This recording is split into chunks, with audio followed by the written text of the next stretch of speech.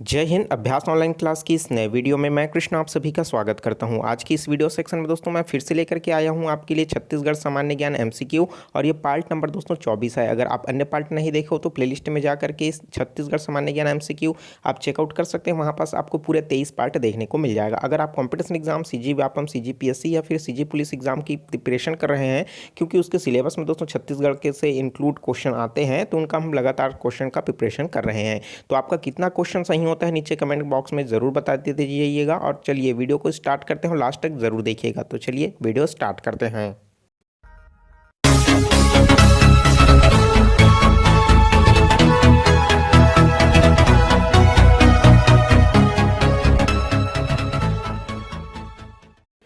तो दोस्तों मेरे साथ साथ भी आप नीचे कमेंट बॉक्स में ज़रूर आंसर देते जाइए कि राइट आंसर जो है कौन सा हो जाएगा। चलिए प्रश्न देख लेते हैं। नल वंश के शासकों की स्वर्ण मुद्राएं कहाँ मिली है? तो नल वंश के शासक आपको पता होगा, सामान्य तौर पर ये जो है बस्तर में शासन किए हैं।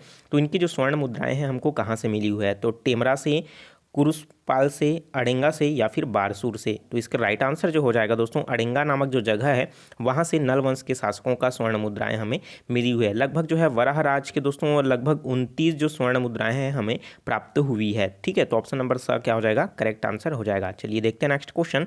निम्नलिखित में से कौन सा यंत्र बांसुरी के समान होता है? तो बांसुरी आपने देखा होगा दोस्तों कि एक तरफ क्या होता है, इस तरीके का होता है, एक तरफ से फूंका जाता है और यहाँ पास कुछ छिद्र होते हैं जिसके उनके ध्वनियों को बदल करके वहाँ से सुरताल निकाला जाता है। ठीक है, तो इस तरीके से कौन सी जो ध्वनि वाद्य यंत्र है जिसको बांसुरी के नाम से जाना जाता है? चांग, पिटोरका या फिर सुलड़ू या फिर दोस्तों अलगोझा। ठीक है, तो इसमें जो आपको पता होगा तो जो पिटोरका है, ठीक है, ये एक प्रकार का डफली जैसा ही होता है, चांगा भी डफली जैसा होता है, लेकिन सुडुग और जो अलजोघा है ये दोनों के दोनों बांसुरी के समान होते हैं। तो इसमें 3 और 4 जो है दोस्तों करेक्ट आंसर हो जाएगा। चूंकि इसमें मैंने ऑप्शन नहीं दिया है तो इसमें तीसरा और चौथा जो है करेक्ट आंसर हो जाएगा। चलिए देखते हैं नेक्स्ट क्वेश्चन।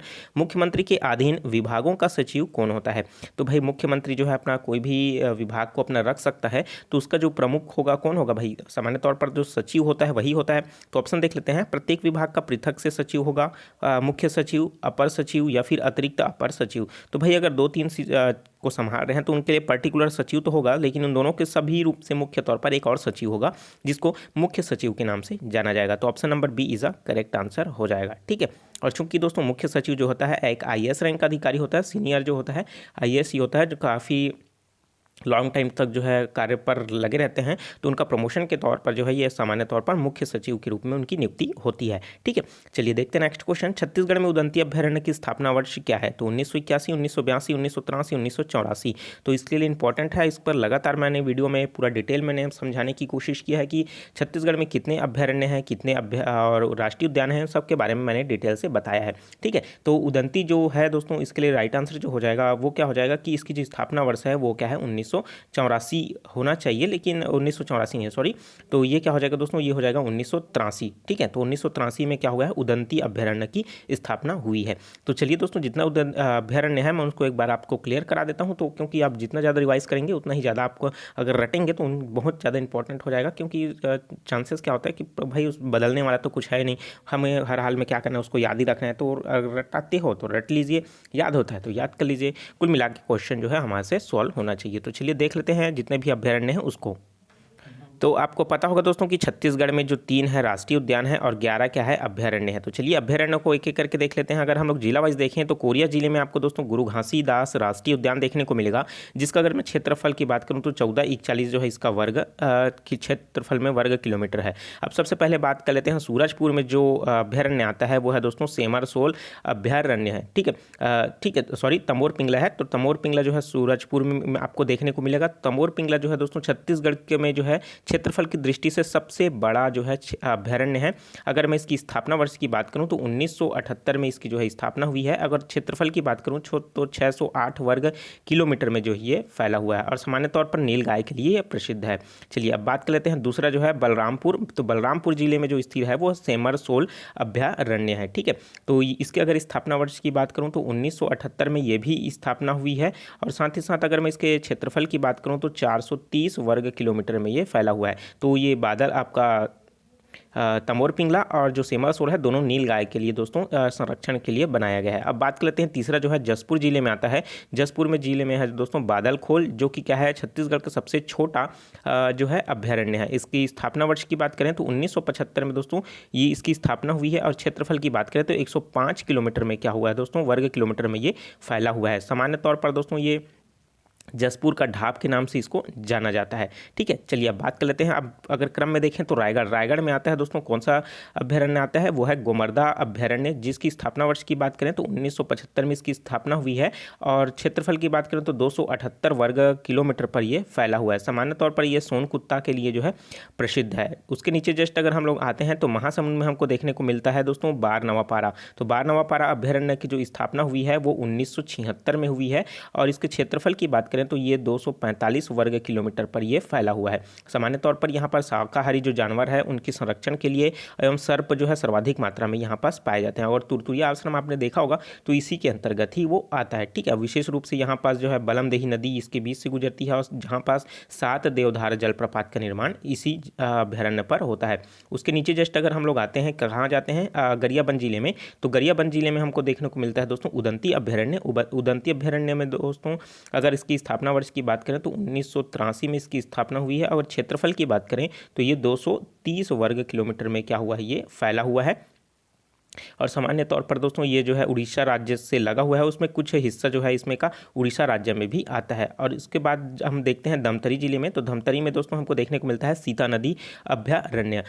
ठीक है, तो सीता नदी अभ्यारण्य जो है धमतरी जिले में आता है। अगर इसकी स्थापना वर्ष की बात करें तो 1974 में हुई है। सबसे पुराना जो है अभ्यारण्य की श्रेणी में आता है, जिसको जो है उदंती नदी के साथ जो है कंबाइंड रूप से इसको जो है पूरी तरीके से बायो रिजर्व के रूप में रखा गया था, लेकिन अभी जो है अलग अलग रूप में भी इसको गिना जाता है। ठीक है, और सामान्य तौर पर दोस्तों इसमें जो है सीता नदी इसके बीच से होकर के गुजरती है। और इसके क्षेत्रफल की बात करें तो ये 559 अर्थात 559 वर्ग किलोमीटर में क्या हुआ है, ये फैला हुआ है। और टाइगर रिजर्व दोस्तों ये 2009 में जो है घोषित किया गया था। और सर्वाधिक मात्रा में यहाँ पास जो पाया जाने वाला है वो तेंदुआ है और पहाड़ी मोर है, इन सब से ये जाना जाता है। अब बात कर लेते हैं नीचे। तो अगर हम लोग देखें तो दोस्तों आपको देखने को मिलेगा किसमें, जगदलपुर में। ठीक है, तो उसके बाद है दोस्तों भोरमदेव। तो भोरमदेव में अगर हम लोग बात करें तो ये हमको कहाँ मिलेगा, कमरधा में। तो उससे पहले हम लोग देख लेते हैं बीजापुर का। ठीक है, तो इसमें दोस्तों हमको देखने को मिलेगा तो हमको भैरमगढ़ और पामेड़, चूँकि बीजापुर में दोनों के दोनों आते हैं। इन दोनों की स्थापना जो हुई है 1983 में हुई है। किसका, पामेड़ और भैरमगढ़। ठीक है, तो भैरमगढ़ और पामेड़ की जो स्थापना है 1983 में हुई है। और अगर मैं बात करूँ भैरमगढ़ की तो ये 139 वर्ग किलोमीटर में फैला है भैरमगढ़, और पामेड़ जो है 265 वर्ग किलोमीटर में फैला हुआ है।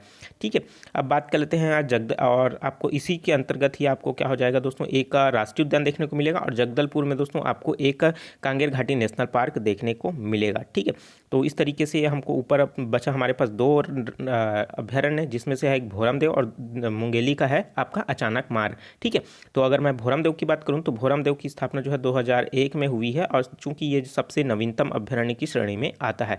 अगर इसके क्षेत्रफल की बात करूं तो 163 किलोमीटर में दोस्तों वर्ग किलोमीटर में ये फैला हुआ है। अगर मैं बात करूं अचानक मार मुंगेली की, तो मुंगेली में जो अचानक मार अभ्यारण्य है उसका 1975 में जिसकी स्थापना हुई है, और 1974 में सीता नदी की हुई है ना, आप इसको याद रखिए। सीता नदी जो कि धमतरी जिले में है, उसके बाद 1975 में हुआ है। और उन्हीं के बाद 2005 में इनको बायो रिजर्व के रूप में घोषित किया गया, चूँकि अभी वर्तमान में जो है स्थित है। साथ ही साथ अगर मैं इसके क्षेत्रफल की बात करूं तो 552 वर्ग किलोमीटर में क्या हुआ है, ये फैला हुआ है। ठीक है, तो ये इतनी सारी थी जो दोस्तों जानकारी। अगर आप इसका स्क्रीनशॉट लेना चाहें ज़रूर स्क्रीनशॉट ले लीजिए, क्योंकि जब भी आप रिवाइज करेंगे तो आपको जो है गुजरते रहेगा आपके दिमाग में। ठीक है, तो चलिए देखते हैं नेक्स्ट क्वेश्चन। तो दोस्तों यहाँ पर छत्तीसगढ़ की उदंती अभ्यारण्य की स्थापना कब हुई है, 1983 में। ठीक है, चलिए देखते हैं नेक्स्ट क्वेश्चन। कौन सा इमारती लकड़ी है, तो भाई कौन सा इमारती लकड़ी है, साल, साजा, सागौन, बीझा, खैर, शीशम। तो जितने भी प्रकार के मैंने लकड़ी बताए हैं सभी के सभी जो है दोस्तों इमारती लकड़ी के अंतर्गत आ जाएगा। ठीक है, तो इसके लिए 1 2 3 4 5 6 जो है करेक्ट आंसर हो जाएगा। चलिए देखते हैं नेक्स्ट क्वेश्चन। छत्तीसगढ़ में कौन सा राष्ट्रीय उद्यान क्षेत्र में सबसे विस्तृत रूप में फैला हुआ है, तो भाई कौन सा राष्ट्रीय उद्यान जो है विस्तृत रूप में फैला हुआ है, कांगेर घाटी, इंद्रावती, गुरु घासीदास या फिर कुटरू। ठीक है, तो कुटरू है दोस्तों इंदिरा घाटी के अंतर्गत ही आता है। ठीक है, तो हमको सिर्फ ये तीन में बताना है कि कांगेर घाटी, इंद्रावती या फिर गुरु घासीदास। तो गुरु घासीदास जो है दोस्तों सबसे ज़्यादा है, लगभग ये 1441 वर्ग किलोमीटर पर फैला हुआ है। और साथ ही साथ अगर मैं बात करूँ इंद्रावती की, तो ये आपका कांगेर घाटी, तो कांगेर घाटी है दोस्तों 200 वर्ग किलोमीटर पर ये फैला हुआ है। ठीक है, तो आप मुझे कमेंट करके बताइए कि इंद्रावती जो है उसका क्षेत्रफल कितना है। देखते हैं नेक्स्ट क्वेश्चन। प्राचीन छत्तीसगढ़ में किस राजवंश के शासक में सिरपुर के लक्ष्मणेश्वर मंदिर का निर्माण कराया था? तो भाई प्राचीन में छत्तीसगढ़ के किस राजवंश ने लक्ष्मणेश्वर मंदिर का निर्माण किया था? नल, पांडु, नाग या फिर सोम? तो इसके लिए पांडु वंश जो है राइट आंसर हो जाएगा। जो पांडु वंश के जो शासक रहे हैं हर्षगुप्त, उनकी जो माता थी कौन, सॉरी उनकी जो पत्नी थी वाटसा देवी, और उनके जो पुत्र थे बालकृष्ण, बालार्जुन, ठीक है, तो उनके द्वारा जो है इनमें लक्ष्मण मंदिर का निर्माण कराया गया था सिरपुर में। तो इसके लिए क्या हो जाएगा? बी ऑप्शन जो है करेक्ट आंसर हो जाएगा। चलिए देखते हैं नेक्स्ट क्वेश्चन। किस कलचुरी शासक में सकल कोशलाधिपति की उपाधि धारण की थी? तो रत्नदेव प्रथम, पृथ्वीदेव प्रथम, कलिंगराज या फिर पृथ्वीदेव द्वितीय? तो इसके लिए राइट आंसर जो हो जाएगा वो क्या हो जाएगा? पृथ्वीदेव प्रथम। तो पृथ्वीदेव प्रथम की द्वारा कलचुरी शासक के ने जो थे कौन? पृथ्वीदेव प्रथम, इन्होंने सकल कोशलाधिपति की उपाधि जो है धारण की थी। चलिए देखते हैं नेक्स्ट क्वेश्चन। स्थानीय स्वशासन हेतु पंचकुल नामक संस्था किस शासकों ने बनवाई थी? तो पंचकुल नामक जो संस्था है नल वंश, पांडु वंश, कलचुरी वंश या फिर मराठा का जो वंश है वो। ठीक है, तो सर्वाधिक शासन किसने किया है? कलचुरी वंश ने। तो पंचकुल जो नामक जो संस्था है वो कलचुरियों द्वारा जो है बनाया गया है। तो ऑप्शन नंबर सा क्या हो जाएगा? करेक्ट आंसर हो जाएगा। चलिए देखते हैं नेक्स्ट क्वेश्चन। रानी वाटसा छत्तीसगढ़ के किस राजवंश से रिलेटेड है? तो मैंने थोड़ी देर पहले अभी आपको बताया कि हर्षगुप्त की जो पत्नी थी वाटसा देवी, उनका पुत्र था बालार्जुन। तो इस तरीके से वाटसा देवी के जो उसमें, और मैंने आंसर जो बताया था कि लक्ष्मण मंदिर का निर्माण कौन से वंश में किया था? पांडु वंश में। तो भाई वाटसा देवी किससे होगी? तो वो भी पांडु वंश से ही रिलेटेड होगी ना। और चूंकि अगर मैं इसकी ससुराल मतलब मायके की बात करूं तो जो वाटसा देवी थी वो मौरखरी जो वंश है उनके सूर्यवर्मा की जो है पुत्री थी, जिनका विवाह जो है हर्षगुप्त के साथ हुई थी। ठीक है, तो इस तरीके से पांडु वंश इसके लिए करेक्ट आंसर हो जाएगा। तो वीडियो कैसा लगा कमेंट का आंसर जरूर दीजिए दोस्तों, क्योंकि 10 में से आपका कितना सही हो रहा है उस को भी आप ज़रूर बताइएगा। अगर आपका 1-2 क्वेश्चन गलत हो रहा है तो आपको प्रिपरेशन करने की ज़रूरत है दोस्तों। अगर आपका 5 से भी ज़्यादा गलत हो रहे हैं या फिर 5 से 1-2 और भी गलत हो रहे हैं तो आपको और भी ज़्यादा कड़ी मेहनत करने की ज़रूरत है। ठीक है, तो चैनल के साथ जुड़े रहिए। जो स्टूडेंट नए हैं चैनल को जरूर सब्सक्राइब करके नोटिफिकेशन बेल आता है जरूर ऑन कर लीजिए, क्योंकि इसी तरीके का ज्ञानवर्धक वीडियो आपके लिए मैं लाता रहता हूं। तो चलिए मिलते हैं नए वीडियो में नए जानकारी के साथ। तो मुझे दीजिए इजाजत। Take care, all the best, जय हिंद।